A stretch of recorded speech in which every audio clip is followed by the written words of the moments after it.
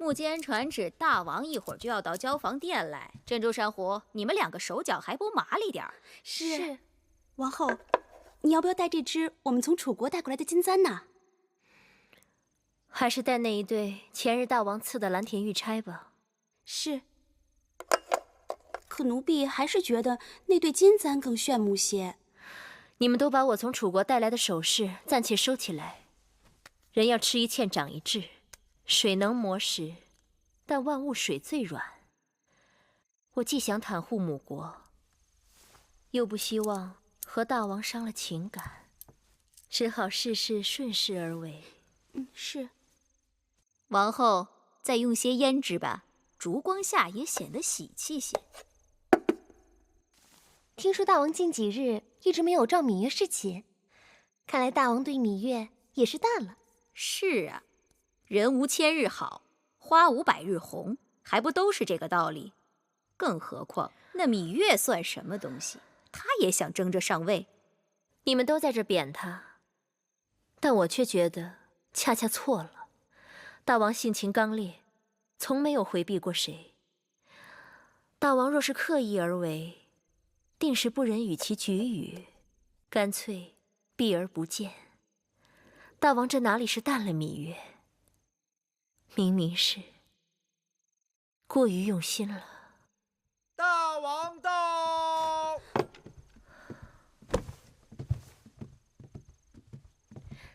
大王，王后免礼。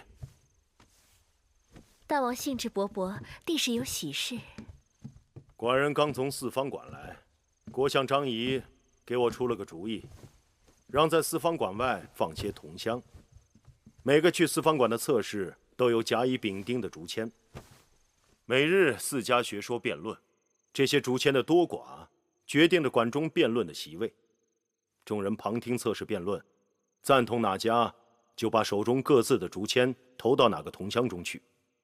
黄昏时分，辩论结束，开箱验看，箱内竹签数最多的2家可以没收箱内最少的2家之竹签，并予以平分，使得他们在四方馆的席位加倍。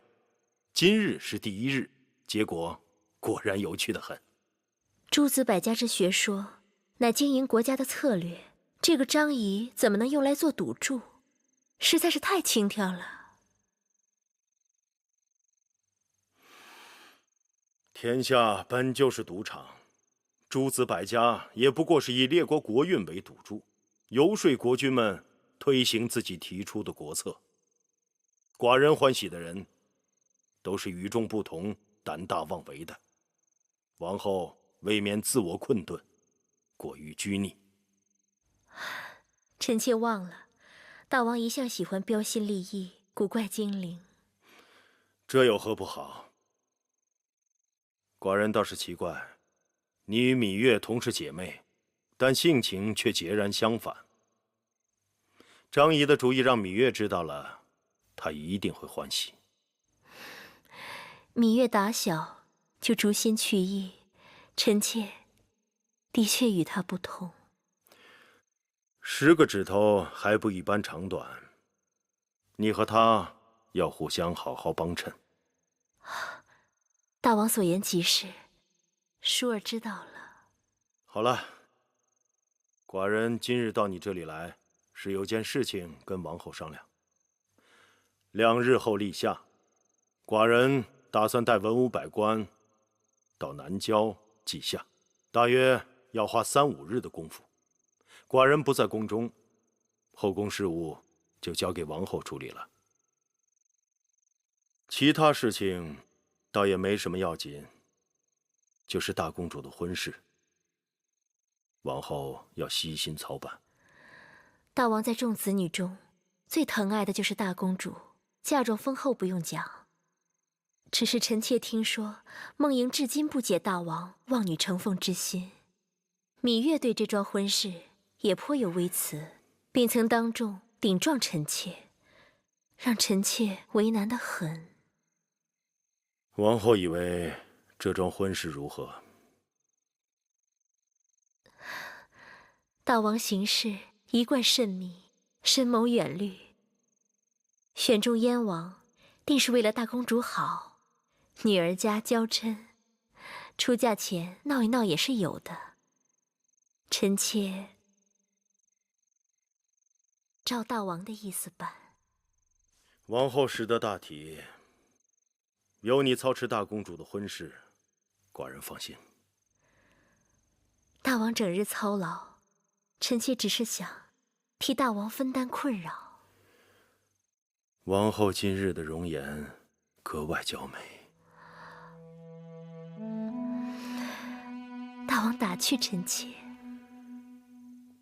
这只发钗与王后的发饰相得益彰。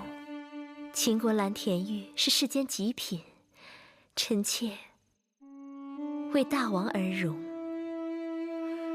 王后钟情秦国蓝田玉，却不喜秦国的范石。寡人听说，你总嫌秦宫的疏素粗粝。臣妾自小体弱，疏素容易让臣妾积食上火，所以不敢多用。无妨，你是王后，秦宫里稻米有的是，随你吃。但是寡人还是喜欢那些疏素。稻米吃了以后，1-2个时辰就饿了，不顶用的。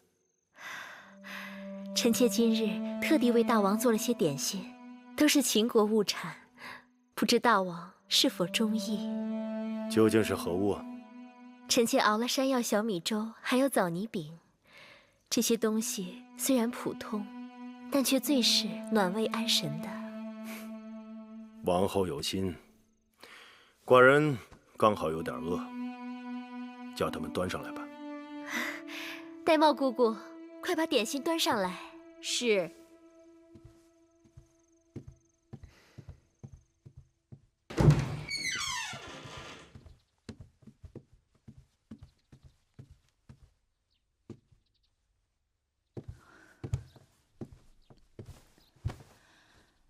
大公主，